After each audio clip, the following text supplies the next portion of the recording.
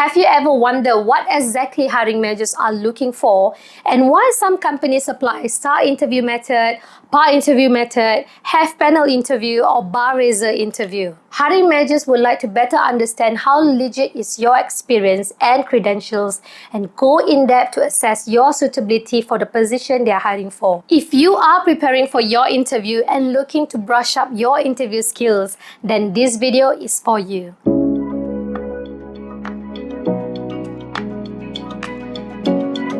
Hello everyone, welcome to my channel. My name is Deema. I'm a career strategist and I have been a talent leader for Fortune 500 companies. For more information, do visit careercare.deemayanimaat.com. All in all, they are simply trying to understand you as a candidate, as a person, as a potential employee, and their potential team member. Typically, hiring managers are looking for someone who is tenacious, resilient, and most of the time able to handle ambiguity and many more. To identify that right person for the job, they will simply ask questions related to the top 10 soft skills that I'm going to share with you in this video. Some of you may already know what to say, already have the experience, and best, you are interview savvy and you know how to tell a story and engage your interviewers. It is an art and you are natural at it. However, many are not able to articulate and doesn't even have an idea what to say or where to begin. So guys, do take down notes. Make an attempt at it by reflecting back your current and past experiences. Break down your answers, practice them out loud, and try your best to articulate them in a structured manner. If you find your answers lengthy, please synthesize your information until you find them succinct. Also, remember, practice makes perfect. Even I am still trying to be better at it, so you're not alone. Now, let's get started. Number 1, problem solving. First, you have to identify and define the problem. Recall the solutions you have came up with in your job and how you evaluate your options, which solution you choose, and how did you implement the solutions, and how did you evaluate the outcome and what did you learn from it. Take note, it doesn't have to be a problem that you have successfully solved it. It can be a problem which you failed to solve it. However, during the interview, elaborate why did you fail, what you have learned, what mistakes you will not repeat should similar situation occur. That way, you can present yourself as someone who is honest, who is not afraid to admit your mistakes, and you're willing to learn and amend your mistakes. Number 2, time management. You are essentially telling that you are good in planning, prioritizing, you are good in goal setting, you are great in multitasking, and you know when and what to delegate and why you delegate, especially if you are a team lead. You are familiar with breaking down tasks and scheduling them. Well, you don't need to be good in all those explanations which I just mentioned. You don't need to be pressured. The key thing to explain this particular skill set is to explain the task or project you take on. How do you go about ensuring you and your project mates or colleagues who work with you and how your team members work together to complete the task you have on hand? Number 3, communication. Many thought that communication is only about talking. This is not true. Communication comprises of many different things such as active listening, how you adapt your communication style with different people, how you give and receive feedback, the empathy and respect in your communication. So in this case, choose a scenario where you encounter a conflict and how you overcome the conflict through communication. Again, it doesn't have to be a super powerful story, but you should be able to share what you learn. Number 4, creativity. It is about our ability to view and solve problems openly and innovate. In other words, are you solution-minded and able to think out of the box instead of just following a set of rules and theories and only do what you have been taught to do? Let me give you an example in my case whenever I answer this type of question. I talk about my time during Booking.com as the APAC talent leader, what was the problem I faced, and what steps I took to solve this particular problem. And one of the steps I took that I share with them is I spoke to different talent leaders from different companies and industries on whether they have been in a similar situation, what exactly do they do, and why. Then, with all those options that I have on hand, I made a decision by tweaking certain things that match the team culture, or company culture and the situation I face in booking.com. And even though it might not make me a popular person, I get the agreement and consensus from my boss and colleagues in the HQ and get support from some of my team members to implement it. You must be wondering what exactly I did. If you're keen to know more, do not hesitate to reach out. Number 5, negotiation.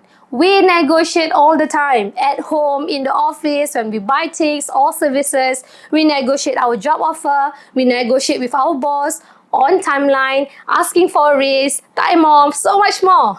The key thing hiring manager is looking for in this skill set would be your preparation, planning, active listening, asking questions, asking good questions, how you control emotions. Do you meet halfway? Do you do any trade-off or suggest any alternatives? In other words, BATNA, the best alternative to a negotiated agreement. Think of an example where you're able to articulate all those stages in negotiation if possible. Number 6, collaboration. It is one of the most important soft skills that hiring manager is looking for in an employee as we work with people no matter how small or big the company is. Whether you are an individual contributor working in a small team or working solo on a particular project. In this case, you can talk about how you encourage or influence other team members to collaborate with one another, as you can see the value and importance and how it will negatively impact everyone if no one collaborates. Or you can share about a scenario where you had to work with different functions and get others to work with you closely despite their own busy schedule. Number 7, adaptability. Simply talk about how you adapt working for different companies with different culture, or if you have worked for different bosses in a short time frame. Or you can talk about how you adapt to frequent changing team members due to changes in the organization and how you adapt to different directions. Talk about past state, current state, and how you overcome those challenges, the determination that you have, the flexibility you know you needed to have at that moment, even though you may not necessarily enjoy it. That's adaptability. Number 8, emotional intelligence. There are 4 domains and 12 elements of emotional intelligence, but I'm not going through all of it. However, the most common ones that hiring managers look for are emotional self-awareness, emotional balance, empathy, conflict management, teamwork, and mentorship. Sounds plenty, but these are all competence that's needed to perform a task in your role.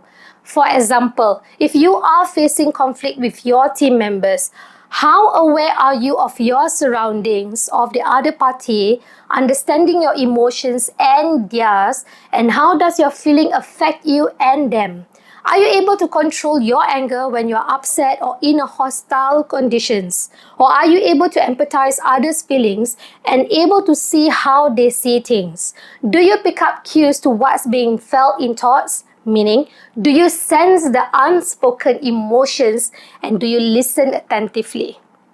In an interview, talk about a conflict you had before with your colleagues or project mates. Share with them about what happened, what steps you take, and how did you arrive to a consensus where everyone agrees. Number 9, decision making. We make decisions every day. We have options that we can choose, and even when we are not choosing, it's a choice and decision we make, and there is a consequence in that too. There are tips on better decision making and how to make an effective decision, so do research on it. During your interview, talk about how you identify the decision and how you realize you need to make that decision, how you give yourself time to make that decision, and how you weigh the pros and cons, and think about goals and values, and that you had considered all possibilities, and how you talk it out and plan to tell others. Again, no one is perfect here, and there isn't any perfect scenarios, so do not be afraid to share your failures and lessons learned. Number 10, organizational skills. Organizational skills consist of many of the ones I mentioned earlier and how you club them together to physically organize something or everything. What do I mean by that? You need to have goal setting. You need to know how to prioritize. You need to know how to shift, prioritize, and reprioritize your priorities. How you make decisions, how you think and plan. Are you able to delegate and do you collaborate with others? Do you communicate effectively and execute your decision in a timely manner? During your interview, talk about how your organizational skills help you meet tight deadlines, pay attention to what's important, and how you stay focused and help others to do their job well. I hope you find this video useful and help you prepare well for your upcoming interviews. If you need an extra guidance, feel free to reach out to me at careercare.deema.com. Do not forget to hit the like button, leave a comment below if you have any questions or if you want me to talk about specific career topics. Don't forget to subscribe to my channel, guys, and share my video as well. Thank you for your support and thank you for watching. My name is Deema and I will see you again. Bye!